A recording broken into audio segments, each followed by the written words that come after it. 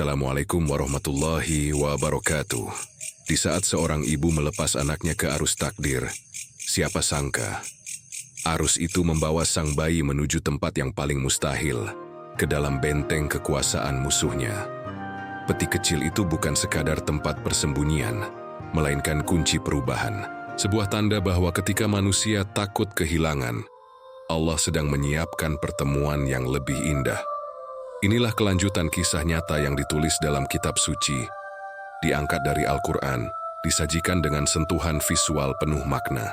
Selamat datang di channel Legenda dan Mitos Islam. Episode 2, Peti Kecil di Gerbang Istana Sungai Nil masih mengalir tenang, seolah menjadi saksi bisu atas rencana langit yang turun dari arsinya ke bumi. Peti kecil itu berisi seorang bayi laki-laki yang belum tahu siapa dirinya, terus terbawa arus, menembus alang-alang dan gulma air yang melambai, seperti tangan-tangan yang mendoakan keselamatannya. Hari mulai berganti. Sinar mentari pagi menari di permukaan sungai saat istana megah. Mesir muncul di kejauhan, dikelilingi taman-taman yang teratur, pilar-pilar batu menjulang, dan dinding-dinding tinggi berhias simbol kekuasaan sang raja. Peti itu perlahan terdampar di tepi sungai, tepat di bawah balkon istana, tempat para perempuan bangsawan biasa berjalan-jalan dan menikmati embusan angin pagi.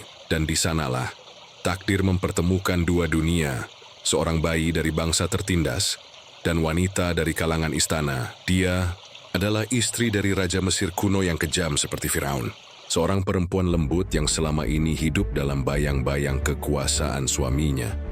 Hatinya haus kasih dan matanya penuh kerinduan akan kehadiran seorang anak.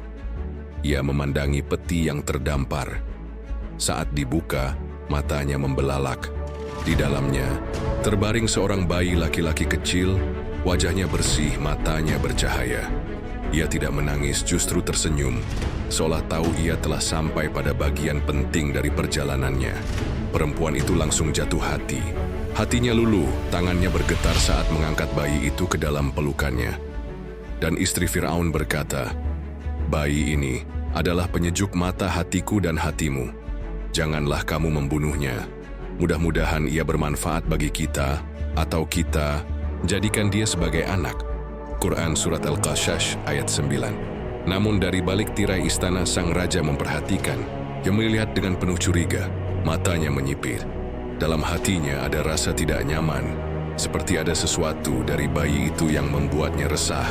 Walau ia tak tahu apa, "Dia bukan dari kalangan kita," ujar seorang pengawal. "Tapi dia tidak membahayakan kita," saut istrinya cepat melindungi. Untuk pertama kalinya suara kelembutan mengalahkan suara kekuasaan, dan sang bayi diterima di istana yang sebelumnya bersumpah akan membunuh setiap anak laki-laki sepertinya. Namun, bayi Musa yang belum dinamai oleh dunia tidak bisa disusui oleh perempuan manapun di istana. Ia menangis, menolak setiap pelukan selain satu, pelukan ibunya. Dan saat itulah rencana Allah kembali berputar.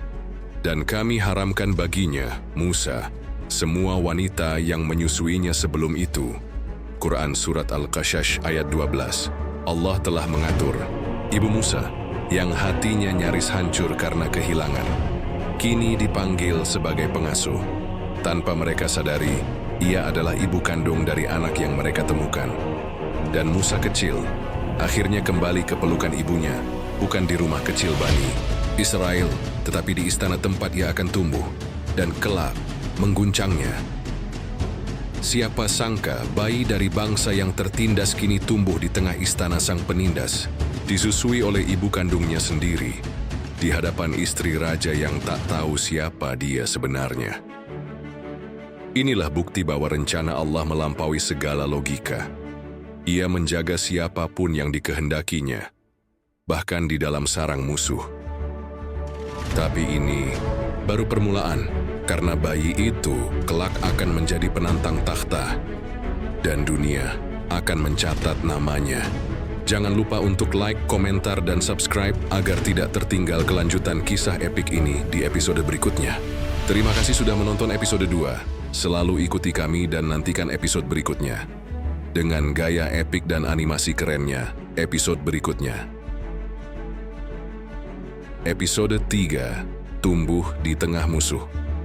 Wassalamualaikum warahmatullahi wabarakatuh.